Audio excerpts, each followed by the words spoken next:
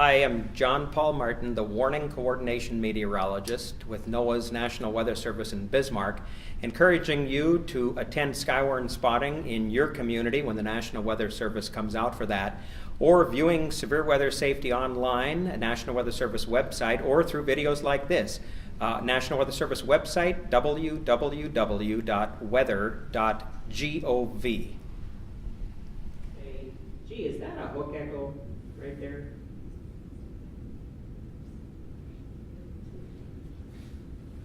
The radar here is near mine, down here, down at the bottom of the screen.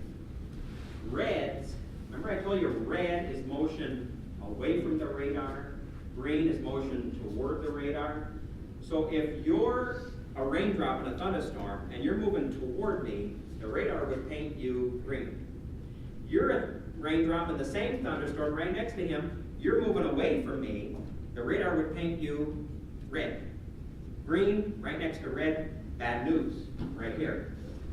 The radar, it's always, you have to know where the radar is. The radar is down here. So the green is toward the radar, the red is away. Toward the radar and away. Toward and away, toward, look at that right there. That's called rotation. That's called rotation. Red right, we would issue a tornado warning for that. Here's what it looked like in real life. Tremendous wall cloud that is rotating. You can see all the rain falling out. Is there a tornado in there? I can't see it from this picture. My vision is blocked, all the rain. Hard to tell. The radar has gone a step farther. There's algorithms, there's programs built into the radar. If this, yes, go to this. If that, yes, go to this. If that, yes, go to this.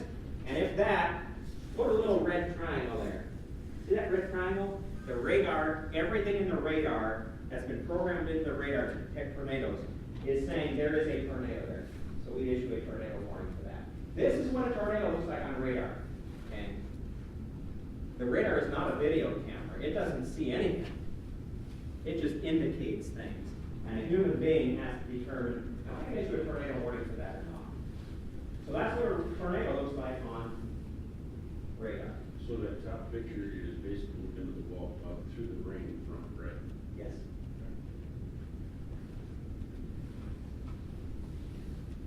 And from that picture, KXM-CTV, and I don't know if they have, that's the CBS station up there. I don't know if they had somebody out there, or somebody, send this picture into them, or how they got the picture. I don't know, other than we got it from them, so we want to say courtesy them. But, yeah. Here's Glen Burn, that's how I lived in Renville County, June 17th last year. Mesocyclone. Is this a tornado? No. No. Here's the rain falling out way into the picture. See how this rain falling out? Way into the picture. So we're on the back side of the thunderstorm. The thunderstorm's moving into the wall, maybe to the right or to the left, whatever. But we're on the back side, which is where you want to be looking for what? These wall clouds, right? You see a little finger sticking down from the thunderstorm. Number one, is it rotating? If you say no, it is not rotating, then it's just a little finger cloud sticking down from the thunderstorm. Okay? But if you say yes, it is rotating. That's what we call a funnel cloud. But before you say it's a funnel cloud, there's one other thing you need to do. You need to check to see if it's on the ground. Because if it is on the ground, it's not a funnel cloud anymore, it's a tornado. So is that a funnel cloud or a tornado? You got to look on the ground. And can you see, we only have one picture here, it's not a video, but it's one picture, and the person said, yeah, see this debris on the ground here? It was rotating. It was rotating. This is a full-blown tornado. Probably just beginning. In other words, this is pieces of cloud here. Pieces of cloud. This is what? Wind. Can you see wind? No. If I throw some dirt into the wind or some leaves, you say, hey, look, it's windy out there. Or maybe you can hear it like last night, right, or this morning. But I cannot see wind until it touches the ground and starts spinning around some dirt and debris on the ground. Now careful, I didn't say dirt getting kicked up. Dirt getting kicked up by the wind is not a tornado. To be a tornado, it has to be what? Spinning. It has to be rotating. But this is a full-blown tornado. So if you ever see a finger sticking down, number one, is it rotating? Yes. Number two, is it on the ground? Yes or no? Again, horizontal roll runs into a thunderstorm, it's tilted, it's pulled up by the updraft, and it's pulled down by the downdraft, and we get our tornado or our funnel cloud coming down toward the ground, touches the ground, it's a tornado. Sinking air destroys clouds. There's a brightening of the sky way on the back side. That's another indication that a tornado could be trying to form. Way on the back side of the thunderstorm, gee, look at that brightening of the sky right there. I don't mean blue sky out here. I mean, we're still under the thunderstorm, this brightening of the sky. Like you see it here? That's sinking air. That's the downdraft trying to pull the circulation out and get down to the ground.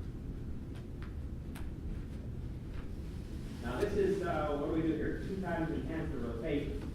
So it picks up in Berlin, North Dakota. Berlin is in Lamore County, south of Jamestown. This was from 2011. We did destroy one farmhouse and damage 2 others. This was rated the highest on the 3 scale that I could rate it before we tripped to a 4. It was rated the high-end 3 tornado. The problem with this is Sheriff Fernandez was following this the whole time through Lamore County. We kept issuing tornado warning after tornado warning after tornado warning after tornado warning. Did not get a single report of a tornado. And I was on that night and determined, I don't care if I don't get a report. The radar is telling me there's a tornado there. I'm going to keep issuing this warning even though I'm not getting a report. The sheriff was chasing the storm. He said, you know what? I saw all the damage. As I followed the storm, I could see all the damage. I knew it was a tornado, but never did I actually see the tornado. He was looking through so much rain that he could not see the tornado. That's called rain wrapped. Remember how I said a tornado grabs the rain and the hail and wraps it around itself? Sometimes it wraps it completely around the tornado. So I've got Gary and Mary out there telling me, I'm north of the storm, I don't see any tornado. I have Bruce out there on the east end saying, I'm looking to the west, I don't see any tornado. Burley County Deputy Sheriff is south looking north saying, I don't see any tornado. And yet I'm saying, there's gotta be a tornado. I'm even getting debris showing up on radar. That's called a rain-wrapped tornado. One of the worst kinds of tornadoes you can get, rain-wrapped. Or what? At night. So I have spotters everywhere, and they're all saying, I don't see any tornado. And I'm saying, yeah, but every piece of evidence I have is telling me there is one. I gotta keep issuing this warning. And then all of a sudden somebody says, oh yeah, hey, debris here, behind the storm. All right. Microburst, you may have heard of this. Again, I'll just throw this out quick for you. It's in the handout material, you can follow up and say, boy, this guy's giving us too much information. I kind of want to expose you to this. You can take the handout material, you can go online. We have spotter training online, and you can follow up for yourself. But just so that you hear these terms, because I don't want the first time you hear these terms to be Kevin Lawrence or Tom Szymanski. You see what I mean? When they use these terms this summer, at least you say, hey, I learned a little bit about that. Microburst or downburst winds. You ever look at a rain shower, and it looks like the rain is falling out of the sky, but it's not reaching the ground? We call that virga. Have you ever heard of virga? Where it looks like it's raining, but it's not reaching the ground. Well, when you take a bath or a shower, or you get out of the swimming pool, how do you feel? Fantastic. Feel clean. When you get out of the bath or the shower, smart aleck. There's one in every crowd, I'm telling you. When you get out of the bath or the shower, how do you feel? Why do you feel cold? It could be 100 degrees outside, and you get out of the swimming pool, and you feel even colder when it's 100 degrees outside. Why? Because, thank you, the water on your skin is evaporating. Evaporation, you know the puddle of water on the street in front of your house from last night? You go home now, it's gone. Nobody came by and wiped it up with a paper towel, right? It evaporated. Evaporation is a cooling process. It causes the temperature to go down. So the temperature along your... Thank you for watching. Continued in part 9. Videographed by Matthew Kronberger.